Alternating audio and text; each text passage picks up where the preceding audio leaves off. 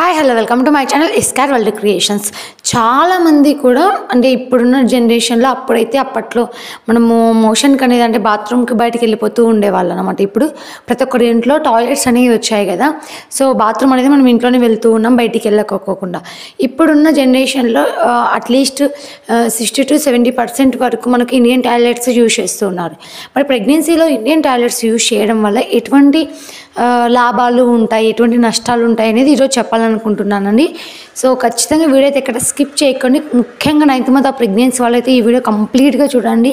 ఇది మీకు చాలా చాలా చాలా హెల్ప్ఫుల్ అవుతుంది, ఖచ్చితంగా చెప్పగలుగుతాను. సో ఖచ్చితంగా మీరు ఈ వీడియో నచ్చినట్లయితే ఖచ్చితంగా లైక్ చేయండి, షేర్ చేయండి, సబ్స్క్రైబ్ అయితే చేసుకోవడం మర్చిపోకూడదు. ఇంకా ఈ వీడియో చూసిన వాళ్ళు ఇంకా మీరు కొందరికి షేర్ చేశారనుకోండి, అట్లీస్ట్ వాళ్ళకు కూడా తెలిసే ఛాన్సెస్ ఎక్కువగా ఉంటాయి. అట్లీస్ట్ వాళ్ళు కూడా కొంచెం జాగ్రత్తలు తీసుకొని మంచి బెనిఫిట్స్ని పొందే అవకాశాలు ఎక్కువగా ఉంటాయి అనమాట. మరి అసలు ఇండియన్ బాత్రూమ్ని యూజ్ చేయడం వల్ల ప్రెగ్నెన్సీలో కలిగే లాభాలు మరియు నష్టాలు ఏంటో ఇప్పుడు తెలుసుకుందాం. ఫస్ట్ ఆఫ్ ఆల్ లాభాలు ఏంటంటే మనకు కాంట్రిపేషన్ అనేది ఉండకోకుండా పోతుంది. మనము ప్రెగ్నెన్సీలో కాంట్రిపేషన్ని ఎదుర్కొంటూ ఉంటాం కదా. సో కాంట్రిపేషన్ని ఎదుర్కొనేటప్పుడు మనం ఎక్కువ ప్రెజర్ చేయాల్సిన అవసరం అయితే వస్తూ ఉంటుంది. అదే మనం ఇండియన్ బాత్రూమ్స్ని యూజ్ చేస్తూ ఉన్నప్పుడు ఏమవుతుందో మన పొట్ట మీద కొంచెం ప్రెజర్ అనేది పడడం వల్ల కాళ్ళు వల్ల మనం కొంచెం ఫ్రీ మోషన్ అట్లీస్ట్ కొంచెమైనా ఫ్రీ మోషన్ అయ్యే ఛాన్సెస్ ఎక్కువగా ఉంటాయి. సో సెకండ్ థింగ్ వచ్చేసి ఏంటంటే మనం కూర్చొని లేయడం వల్ల మన మజిల్స్ కానివ్వండి కొంచెం స్ట్రెచబుల్ అయ్యే ఛాన్సెస్ ఎక్కువ ఉంటాయి. థర్డ్ వన్ వచ్చేసి మనకు సర్విక్స్ అనేది ఒకవేళ ఎవరికైనా ఓపెన్ కాకపోతే కూర్చొని లేయడం వల్ల కూడా మనము అంటే ప్రెజర్ చేస్తూ ఉంటాం కదా, మోషన్ అనేది రాకపోవడం వల్ల. ఆ టైంలో ఏమవుతుందంటే మనకి ఖచ్చితంగా మనకు సర్విక్స్ అనేది ఓపెన్ అయ్యే ఛాన్సెస్ ఎక్కువగా ఉంటాయి. అలాగే మనకు సర్విక్స్ అనే డైలేషన్ కూడా జరుగుతూ ఉంటుంది.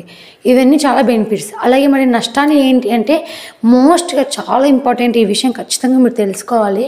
ఒక్కసారి మీ 9th మంత్ ప్రెగ్నెన్సీలోకి వచ్చిన తర్వాత మీకు ఖచ్చితంగా 38 వీక్స్ కానీ 39 వీక్స్ ఆ టైంలో ఖచ్చితంగా సర్విక్స్ అనేది ఓపెన్ అయిపోతుంది.